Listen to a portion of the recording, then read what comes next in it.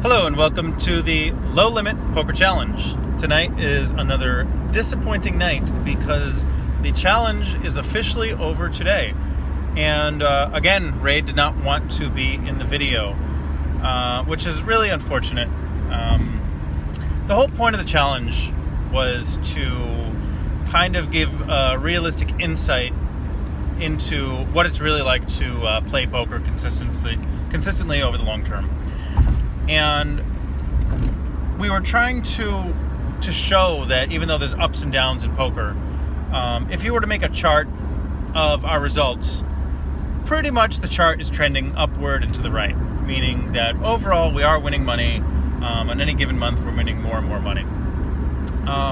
But unfortunately, the results for Ray have not been good, and he has literally went through the worst losing streak he's ever had in 15 years. In big blinds, that is, not in dollars. In big blinds. Don't feel bad for him in dollars. He's doing perfectly fine in dollars. But, so I'll just give you the results. So we just finished session 20.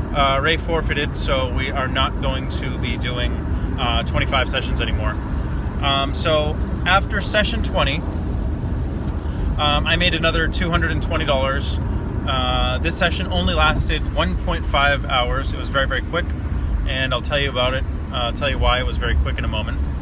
So the $220 brings me up to a total for the challenge profit of $4,400 over 20 sessions. And that brings me to an hourly average of $49 an hour. $49 an hour. I was shy of that 50. I had over $50 an hour for a little while, but I finished it at $49 an hour, which I'm very, very happy with. I did feel like I've been making some very, very good decisions. In one hand, I was in a 3-bet pot 4-way with ace-king. The flop was king-queen-9, and I only lost an extra $50. I only lost one more bet. Everyone checked the flop. The guy who was the original pre-flop raiser ended up betting $50 in the turn, and I just called, and he shoved the river, and I folded. I was suspicious of him from the start. We have played many hands of poker together. It's someone that I'm friendly with, that I'm familiar with, and I just had a very, very strong suspicion I was beat, and I decided to lay down top pair with top kicker. But that's an example of some of the decisions I've been making.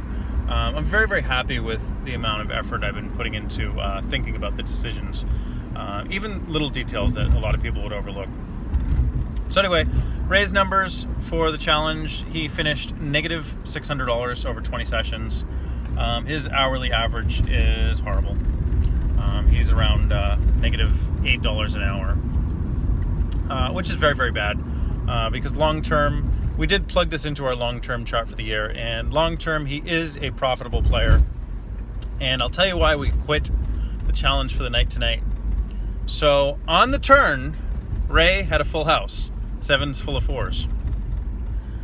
And someone bet, Ray check-raised all in with his 7s full of 4s. And the guy thought about it for a few moments and came to the conclusion that his hand was too good to fold, so he ended up calling with a flush. So on the turn, it was a full house versus a flush. And when the guy saw what Ray had, he was calling for a 5. And the river was the 5 of spades, the exact card that the guy needed to make a straight flush. So Ray lost to a 1-outer. And, he was planning on doubling up and, finally having his luck change. But he's running bad. When you get all in with a full house on the turn and you get the guy with a flush to call you and then you still can't win, that means you're running bad. So 20 sessions, Ray is calling it quits. And I'm going to give Ray a few days off just to talk about like non-poker things and do some other stuff. We'll do some fun stuff this week. And then when we get back into it, we're going to be doing the PLO challenge. So we're probably going to be doing one long session a week of PLO, 510 PLO. For anyone that doesn't know, PLO stands for Pot Limit Omaha. You get 4 cards and you have to use exactly 2 cards out of your hand and 3 cards on the board. This is a very, very action-packed game. This is, when I was a professional player, for the bulk of my poker profit, I was a professional PLO player. Mostly at Borgata in New Jersey. So this is definitely my game of choice. I do have a big advantage over Ray, although we are not betting each other on this. He's not going to lose anything if he makes less profit than me in this game. But I do expect my hourly average to be significantly higher than it is for any other no limit game. Although I'm very, very happy with $49 an hour for 1-2 no limit. So honestly, I would be happy with $49 an hour in PLO. But I do expect to do better. I do expect to probably average $50 to $60 an hour in the PLO tables. And I would expect Ray to average probably about $30 or $40 or $50 an hour. We have been keeping track of our stats, but we don't have too many hours. We have less than 100 hours of 2-5 PLO, less than 100 hours of 5-10 PLO, less than 100 hours of 5-10 no limit this year. But we are both up thousands of dollars in each of those 3 games. So we do expect our averages to be higher. The big reason why we're not playing the bigger games, the bigger PLO games at Foxwoods, is literally because of distance. It's just so easy to get to Twin River and play. And I think we're going to do 1 session of Foxwoods PLO per week, and we're probably going to do 1 session at Twin River just because it's so close, you know, when we can only get there for like 3 or 4 hours after work one day. And we'll probably do just 5-10 no limit. So it'll be like a 5-10 PLO / 5-10 no limit challenge. And that's just because of the games that are available and our time availability. So we will definitely keep you guys updated on that stuff. I probably won't tell you about specific players because the player pool is much smaller. And I will try to tell you my line of thinking on some of the interesting hands. But I won't go into specific players and tells that they have, because it might be much, much easier for you to guess who I'm talking about. Because there are only...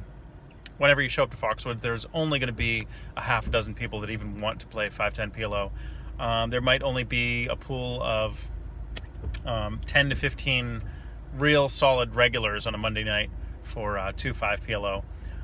But that should be more interesting, and we should have some bigger pots to talk about. In the 2-5 PLO game, I'm going to buy in for $1,000. In the 5-10 PLO game, I will probably buy in for $1,500. And I'll plan on adding on in both of those games because it is a very swingy game. But I do love it. It's my game of choice.